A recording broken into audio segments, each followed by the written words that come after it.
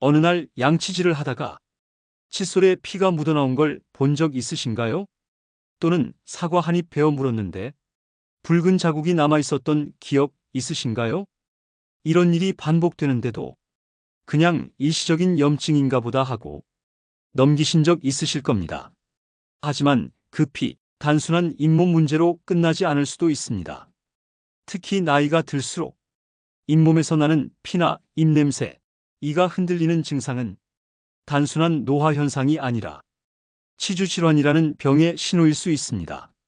치주질환은 잇몸이 붓고 피나고 심하면 이가 빠지는 병입니다. 그런데 문제는 이 병이 진행돼도 아프지 않아서 몰라요. 그래서 더 조심해야 합니다.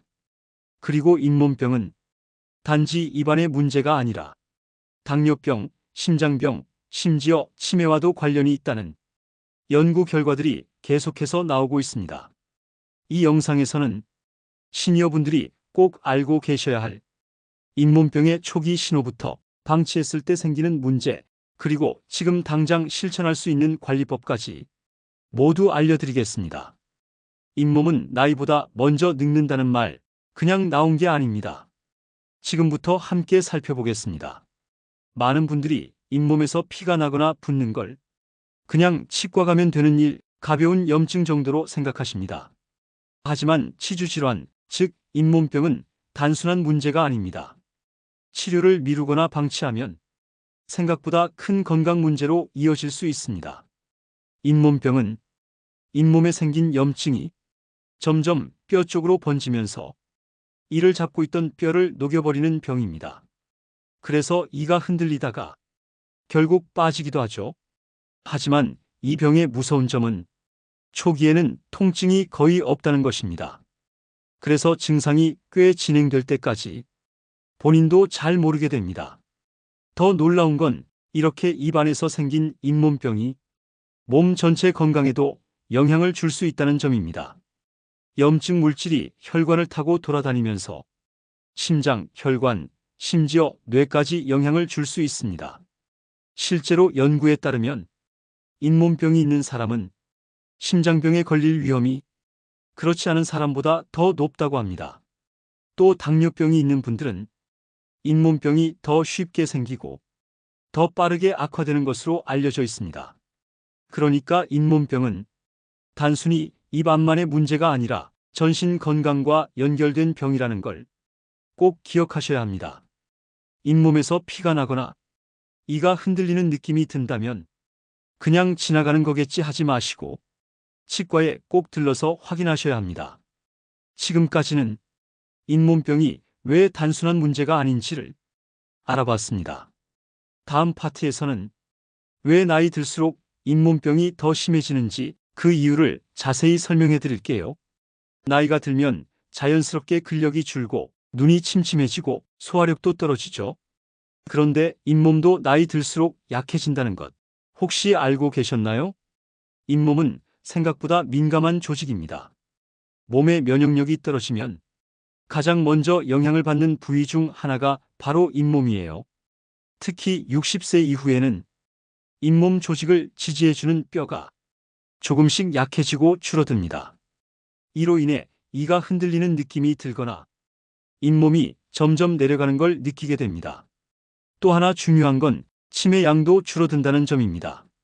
침은 단순히 음식만 넘기게 해주는 게 아닙니다. 입속 세균을 씻어내고 산성을 중화시키는 중요한 역할을 하죠. 그런데 나이가 들수록 침 분비량이 줄고 약 때문에 입이 마르는 경우도 많습니다. 이로 인해 세균이 더 쉽게 번식하고 잇몸에 염증이 잘 생기게 되는 겁니다. 그리고 또 하나, 시니어분들 중엔 틀니를 사용하거나 치아가 몇 개 빠진 상태로 오래 지내시는 분들도 계시죠. 이럴 경우 씹는 힘이 약해지고 잇몸에 압력이 고르게 전달되지 않아서 잇몸 조직이 더 빨리 약해지게 됩니다. 나이와 함께 찾아오는 호르몬 변화도 원인입니다. 여성분들은 폐경 이후 몸 전체적인 변화와 함께 잇몸 상태도 달라지게 됩니다. 건조하고 민감해지며 염증 반응이 쉽게 생깁니다. 이처럼 단순히 나이 들어서 이가 약해졌다는 말은 사실 그냥 지나가는 말이 아닙니다. 실제로 60세 이상 시니어의 2명 중 1명 이상이 중등도 이상의 치주 질환을 앓고 있다는 조사 결과도 있습니다. 그래서 우리는 잇몸이 약해지는 이유를 단순히 나이 때문이라고 넘길 게 아니라 몸 전체의 변화 속에서 어떻게 관리할지 고민해야 하는 시기에 와 있는 겁니다. 다음 파트에서는 잇몸에서 보내는 경고 신호, 즉 입냄새, 피 흔들림 같은 증상들이 무엇을 의미하는지 자세히 알려드릴게요. 양치를 했는데도 입냄새가 계속 난다. 사과나 딱딱한 걸 먹을 때 잇몸에서 피가 난다. 이를 닦을 때 잇몸이 자꾸 부어오른다. 이런 경험 혹시 있으셨나요? 사실 이런 증상들은 잇몸이 우리에게 보내는 경고 신호일 수 있습니다. 무시하면 안 되는 중요한 메시지들이에요. 먼저 입냄새부터 이야기해 볼게요. 입냄새는 단순히 음식물 찌꺼기나 위장 때문이 아니라 입속에 있는 세균과 염증이 가스 형태로 냄새를 내는 경우가 많습니다. 특히 잇몸 안쪽 눈에 보이지 않는 곳에서 염증이 생기면 그곳에서 생기는 세균들이 아주 강한 냄새를 만들어냅니다. 그래서 양치를 해도 계속 냄새가 나는 거죠. 다음은 잇몸에서 피가 나는 경우입니다. 양치하거나 음식 씹을 때 피가 나면 그건 잇몸에 이미 염증이 있다는 뜻입니다. 건강한 잇몸에서는 웬만해선 피가 나지 않거든요. 그런데 시니어 분들은 잇몸이 약해지고 마르기 쉬워서 더 쉽게 피가 나고 또 그걸 원래 그런가 보다 하고 넘기기 쉽습니다. 하지만 반복된다면 이미 치주 질환이 시작됐을 가능성이 높습니다. 마지막으로 이가 흔들리는 느낌, 이건 절대 방치하면 안 되는 신호입니다. 치아는 뼈에 단단히 박혀 있어야 정상인데 잇몸병이 진행되면 그 뼈가 점점 녹아버립니다. 그러면 치아가 뿌리째 흔들리고 심하면 빠지게 됩니다. 특히 딱딱한 음식을 씹을 때 뭔가 불안하다 싶은 느낌이 든다면 정말 조심하셔야 해요. 이 세 가지, 입냄새, 피 흔들림, 이 모두가 입속에서 염증이 자라고 있다는 아주 중요한 신호입니다. 그런데 대부분은 나이 들어 그러려니 하고 넘기죠. 바로 그 점이 치주 질환을 키우는 가장 큰 이유입니다. 잇몸은 한번 망가지면 다시 되돌리기 어렵습니다. 그래서 이 신호들을 초기부터 알아채는 게 정말 중요합니다. 다음 파트에서는 이 잇몸병을 악화시키는 나쁜 생활 습관들에 대해 자세히 말씀드릴게요. 잇몸병은 세균이 쌓여서 생기는 병입니다. 하지만 그 세균을 키우는 건 사실 우리 생활 속 아주 작은 습관들입니다. 특히 시니어분들이 평소에 자주 하는 행동 중 잇몸 건강을 망치는 습관이 많습니다. 지금부터 그 대표적인 예를 하나씩 살펴보겠습니다. 첫 번째는 치실이나 물치실을 안 쓰는 습관입니다.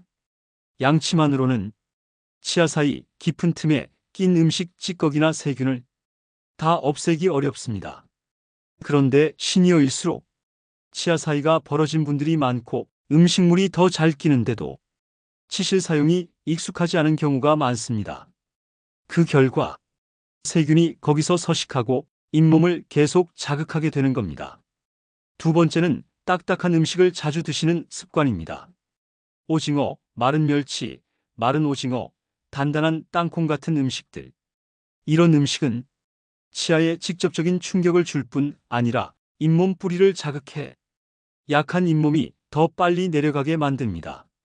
특히 임플란트나 틀니를 하신 분들은 이런 음식이 큰 부담이 될 수 있어요. 세 번째는 양치를 너무 세게 하거나 오래 하는 습관입니다.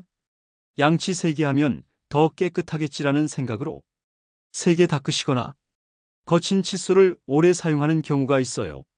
하지만 이건 오히려 잇몸을 마모시키고 치아 뿌리를 노출시키는 원인이 됩니다. 잇몸이 내려가고 시리고 치아가 흔들리는 느낌이 드는 원인 중 하나가 바로 이 습관입니다. 네 번째는 물을 적게 마시는 습관입니다. 침이 적으면 입안에 세균이 더 잘 자랍니다. 그런데 나이가 들수록 갈증을 덜 느끼게 되고 결국 하루 물 섭취량이 부족해지는 경우가 많습니다. 입이 자주 마르고 혀가 끈적한 느낌이 든다면 물 섭취량부터 점검해 보셔야 합니다. 마지막으로 정기적인 스케일링이나 치과 검진을 미루는 습관입니다. 통증이 없으면 치과 가는 걸 뒤로 미루게 되는데 잇몸병은 아플 때 가면 이미 늦은 경우가 많습니다. 6개월에 한 번, 최소 1년에 한 번은 스케일링과 검진을 받는 것. 이게 잇몸을 지키는 가장 기본입니다. 습관은 쌓이면 질병이 됩니다. 작은 행동 하나하나가 잇몸 건강에 큰 영향을 주고 있다는 걸 기억해 주시고 하나씩 바꿔보는 게 중요합니다. 다음 파트에서는 이 잇몸병이 입안에서 끝나지 않고 몸 전체 건강까지 해칠 수 있는 이유에 대해 알려드릴게요. 많은 분들이 잇몸병은 입안에서만 끝나는 문제라고 생각하십니다. 하지만 최근 여러 연구를 보면 잇몸병은 전신 건강에도 영향을 줄 수 있는 병이라는 것이 분명하게 밝혀지고 있습니다. 지금부터 그 대표적인 예들을 말씀드릴게요. 첫 번째, 심장질환과 뇌졸중입니다. 잇몸에 염증이 생기면 그 염증 물질과 세균이 혈관을 타고 온몸을 돌 수 있습니다. 특히 이 세균들이 혈관 벽에 달라붙어 염증을 일으키면 혈관이 좁아지고 심장 근육으로 가는 혈류가 막힐 수도 있어요. 그 결과 협심증, 심근경색, 뇌졸중 같은 심각한 질환으로 이어질 수 있습니다. 두 번째는 당뇨병과의 연관성입니다. 잇몸병과 당뇨병은 서로 영향을 주고받는 관계입니다. 잇몸에 염증이 있으면 혈당 조절이 더 어려워지고 혈당이 높으면 잇몸 조직이 더 쉽게 손상되고 염증이 오래갑니다. 그래서 당뇨가 있는 분들은 잇몸이 자주 붓거나 피가 나도 그게 당뇨 때문인지 몰라 넘기기 쉽습니다. 그럴수록 상태는 점점 더 나빠지게 됩니다. 세 번째는 호흡기 질환입니다. 잇몸에서 번식한 세균이 침을 통해 폐로 들어가게 되면 폐렴이나 기관지염 같은 질환을 유발할 수 있습니다. 특히 고령층에서는 면역력과 폐 기능이 약하기 때문에 작은 감염도 크게 번질 수 있어요. 네 번째는 치매와 인지 기능 저하입니다. 최근에는 잇몸병을 일으키는 세균이 뇌에까지 영향을 미칠 수 있다는 연구도 발표되고 있어요. 이 세균들이 뇌 속에 염증 반응을 일으켜 기억력을 떨어뜨리고 치매 발병 위험을 높일 수 있다는 겁니다. 물론 모든 치매가 잇몸 때문은 아니지만 잇몸 건강이 뇌 건강에도 영향을 준다는 사실은 더 이상 무시할 수 없는 정보입니다. 이처럼 잇몸병은 그냥 피가 나고 입냄새 나는 정도가 아니라 몸 전체에 영향을 주는 병입니다. 입 속의 세균이 전신 염증, 면역력 저하, 심혈관계 문제까지 연결된다는 걸 꼭 기억하셔야 합니다. 다음 파트에서는 시니어분들이 지금부터 실천할 수 있는 잇몸 관리 습관을 구체적으로 알려드릴게요.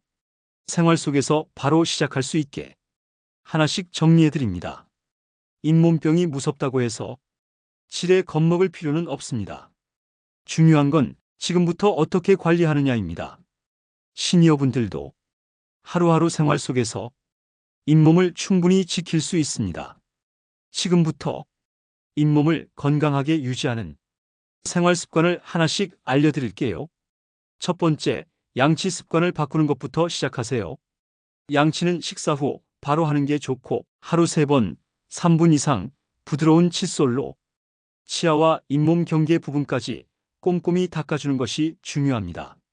너무 세게 닦거나 거친 칫솔을 쓰면 잇몸이 마모되고 더 나빠질 수 있습니다. 또 칫솔은 2, 3개월에 한 번 꼭 교체해 주세요. 두 번째, 치실이나 치간 칫솔은 필수입니다. 치아 사이에 낀 음식물과 세균은 양치만으로는 제거가 어렵습니다.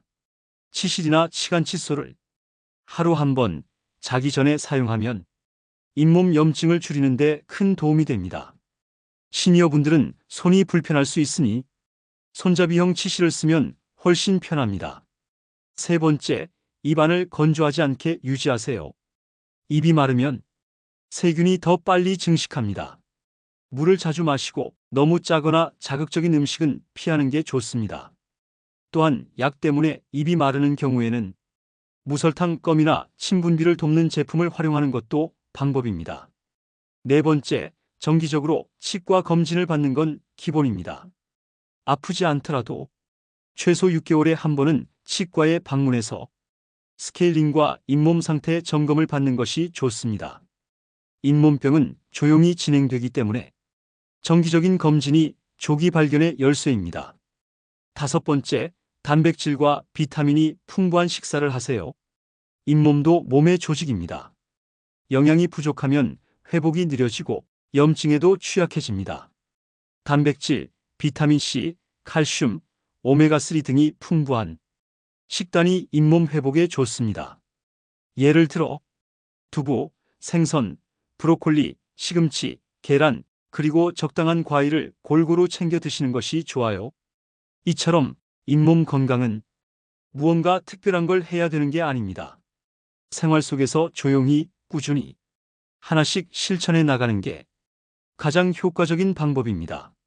다음 파트에서는 이 모든 걸 무시하고 방치했을 때 잇몸에 어떤 일이 생기는지 그 심각한 결과를 알려드릴게요. 처음엔 그냥 양치할 때 피가 조금 났습니다. 그 다음엔 이가 살짝 흔들리는 느낌이 들었고, 나중에는 딱딱한 음식을 씹을 수 없게 됐습니다. 이런 식으로 잇몸병은 서서히 그러나 확실하게 치아를 무너뜨립니다. 문제는 그걸 아예 방치했을 때 입안뿐 아니라 온몸에 영향을 줄 수 있다는 점입니다. 먼저 입안에서 생기는 직접적인 문제부터 볼게요.